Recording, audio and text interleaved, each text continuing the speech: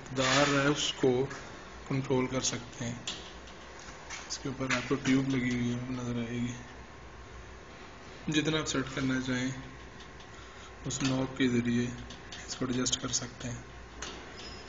और ये अगर पैनल को आप खोलते हैं, ये पैनल इसमें लॉक है, अगर आप पैनल को खोलते हैं तो इसके अंदर ये ऐसे कुछ फिटिंग होगी। ये इंस्पेक्टर